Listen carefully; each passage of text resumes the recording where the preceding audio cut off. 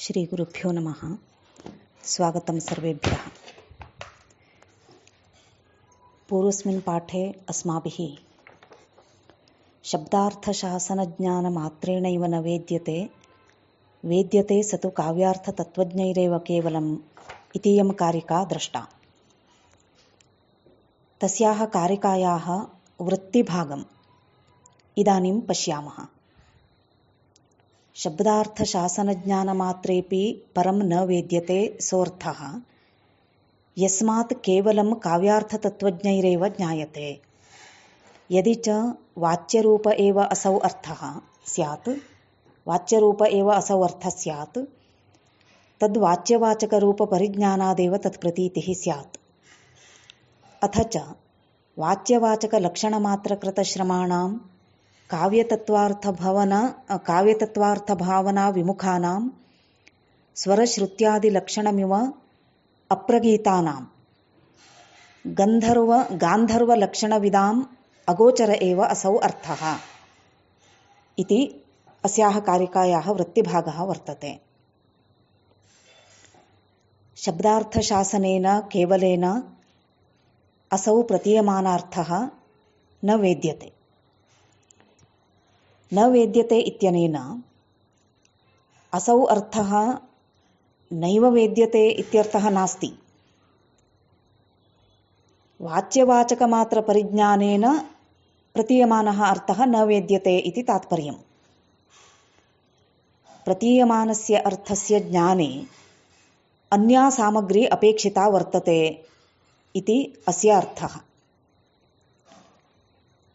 या एव हि वाच्यप्रतिपत्तौ सामग्री शब्दार्थशासनात्मिका न सैव प्रतीयमानार्थप्रतिपत्तावपि सामग्री भवति। अर्थात् या सामग्री वाच्यप्रतिपत्तौ भवति प्रतीयमानार्थप्रतिपत्तौ सा सामग्री न भवति इति तात्पर्यमस्य। नाम वाच्यप्रतिपत्तौ सामग्री भिन्ना, प्रतीयमानार्थप्रतिपत्तौ सामग्री भिन्ना। अयं च प्रतीयमानार्थः काव्यार्थतत्त्वज्ञैरेव केवलं वेद्यते।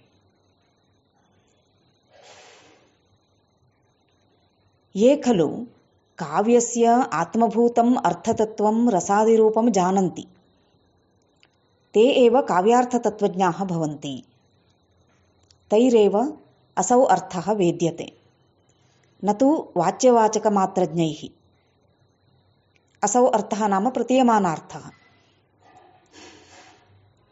सः प्रतीयमानार्थः यदि वाच्यरूप एव स्यात्, नाम अभिधीयमानरूप एव इति भवद्भिः अङ्गीक्रियते यदि, तर्हि तत्प्रतीतिः नाम तस्य प्रतीयमानार्थस्य अवबोधः वाच्यवाचकरूपपरिज्ञानादेव भवेत्।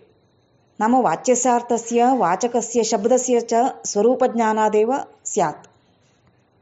शब्दार्थयोः वाच्यवाचकभावरूपसम्बन्धमात्रज्ञानात् एव प्रतीयमानार्थस्य बोधः स्यात् तदा। परन्तु लोके एवं न दृश्यते। इदानीम् अस्य वृत्तिभागस्य शब्दार्थं पश्यामः। अथ च ततः इत्यर्थः। असौ अर्थः प्रतीयमानः वाच्यवाचकलक्षणमात्रकृतश्रमाणां वाच्यलक्षणे कोशादौ वाचकलक्षणे व्याकरणादौ एतेषु एव केवलं कृतश्रमाणाम् इत्यस्य विहिताध्ययनानाम् इत्यर्थः। ये एतदेव अध्ययनं कृतवन्तः, कोशादि अध्ययनं कृतवन्तः, व्याकरणादीनाम् अध्ययनं कृतवन्तः, किन्तु ते कीदृशाः भवन्ति? काव्यतत्त्वार्थभावना विमुखानां। काव्यस्य यः तत्त्वार्थः तद्विषयकभावना शून्याः ते, तेषाम् एष प्रतीयमानार्थः अगोचर एव। अगोचर एव इत्यस्य कः अर्थः? अविषय एव। एनम् अर्थम् एकेन दृष्टान्तेन समर्थयति आनन्दवर्धनाचार्यः।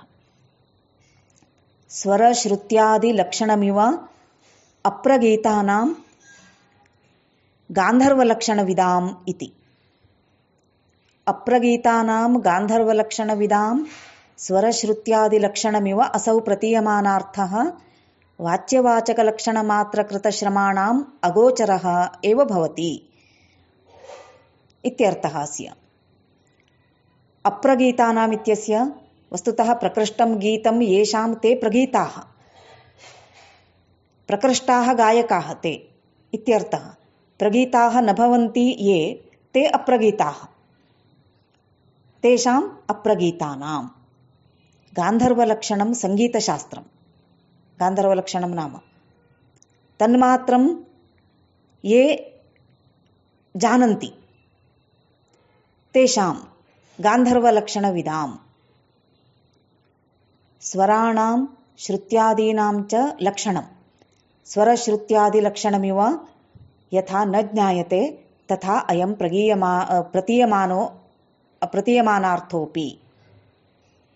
ये प्रकृष्टगायकाः न भवन्ति परन्तु सङ्गीतशास्त्रज्ञाः भवन्ति तेषां स्वरश्रुत्यादिज्ञानं न भवति। षड्जादयः स्वराः भवन्ति। भरतमुनिः नाट्यशास्त्रे कथयति, षड्जश्च ऋषभश्चैव गान्धारो मध्यमस्तथा पञ्चमो धैवतश्चैव निषादः सप्त ते स्वराः इति। श्रुतिविषये लोचनकारेण उच्यते एवं नाम ध्वन्यालोकलोचने अभिनवगुप्तपादाः एवं वदन्ति अस्य विषये। श्रुतिर्नाम शब्दस्यैव वैलक्षण्यकारी यद्रूपान्तरं तत् परिणामानां स्वरतदन्तरालोभय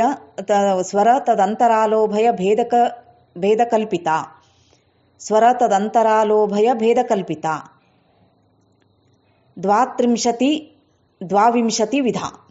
द्वाविंशतिविधा इति। स्वरश्रुत्यादिलक्षणमिव इति वृत्तिवाक्ये आदिपदेन जात्यंशक ग्राम राग भाषा विभाषांतर भाषादेः भाषा देशी मार्गाः एते गृह्यन्ते। जात्यंशक ग्राम राग भाषा विभाषांतर भाषा देशी मार्गाः इति। एतत् अभिनवगुप्तपादानां मतं। काव्यतत्त्वार्थभावनाविमुखानाम् इत्यस्य लोचनकारः एवं वदति अर्थं।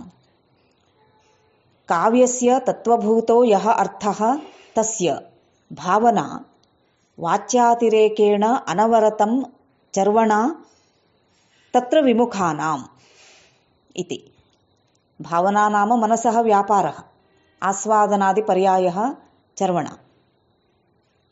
अत्र अप्रगीतानाम् इति वृत्तिग्रन्थस्य व्याख्यानावसरे लोचनकारेण अभिनवगुप्तपादेन प्रकृष्टं गीतं येषां ते प्रगीताः इति प्रगीतशब्दस्यार्थः वर्णितः। तथा सति अप्रगीतानाम् इति प्रगीतानाम् इति वा पाठः लोचनकारसम्मतः इति सन्देहः जायेत। तत् परिहाराय उपलोचनकारः कुप्पुस्वामी शास्त्री महोदयः एवं वदति, अप्रगीतानाम् इत्येव वृत्तौ पाठः समादरणीयः। प्रगीतानाम् इत्यस्यैव लोचने विवरणात् तथैव भवेदिति न भ्रमितव्यम्। तन्मतेन च अप्रगीतानाम् इत्यस्य अभ्यासातिशय अभिगमनीय गानकौशलरहितानाम् इत्यर्थः। एष एव अर्थः तस्य वक्तव्यः। एवम् अनया कारिकया वाच्यार्थबोधस्य व्यङ्ग्यार्थबोधस्य च सामग्रीभेदः सदृष्टान्तम् उपवर्णितः। सः अर्थः सोऽर्थस्तद्व्यक्तिसामर्थ्ययोगी शब्दश्च कश्चन इत्यादि कारिकायाः वृत्तिपाठस्तु एवमस्ति।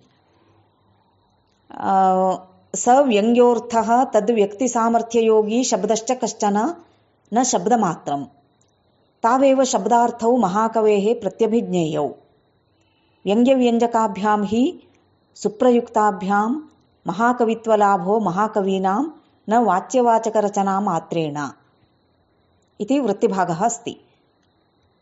व्यङ्ग्योऽर्थः नाम व्यञ्जनाव्यापारगम्यः अर्थः तस्य अभिव्यक्तौ व्यञ्जने समर्थश्च कश्चित् शब्दः न शब्दमात्रं विशिष्टः कश्चन शब्दः इत्यर्थः सामान्यशब्दः न किन्तु शब्दविशेषः शब्दसामान्यं न किन्तु शब्दविशेषः तौ एव शब्दार्थौ व्यञ्जकशब्दः व्यङ्ग्यः अर्थः महाकवेः नाम महाकविपदम् अभिलषतः कृते प्रत्यभिज्ञेयौ प्रत्यभिज्ञानार्हौ भवतः व्यङ्ग्यव्यञ्जकाभ्यां व्यङ्ग्येन व्यञ्जकेन च सुप्रयुक्ताभ्यां व्यङ्ग्यार्थस्य तदनुकूलव्यञ्जकशब्दस्य च प्रयोगेण महाकवीनां महाकविपदं प्राप्तुम् अभिलषतां महाकवित्वलाभः महाकवित्वप्राप्तिः भवति। ये खलु शब्दार्थयोः प्रत्यभिज्ञाय प्रयोक्तारः ते एव महाकवयः भवन्ति इति अस्य तात्पर्यम्। यथा कथञ्चित् शब्दार्थानां प्रयोगे महाकवित्वं न सिद्ध्यति। अत एव खलु तत्र रघुवंशे मङ्गलपद्ये महाकविः शब्दार्थप्रतिपत्तिं वाञ्छति। पार्वतीपरमेश्वरयोः सन्निधौ तथैव प्रार्थयते। वागर्थाविव सम्पृक्तौ वागर्थप्रतिपत्तये जगतः पितरौ वन्दे इति।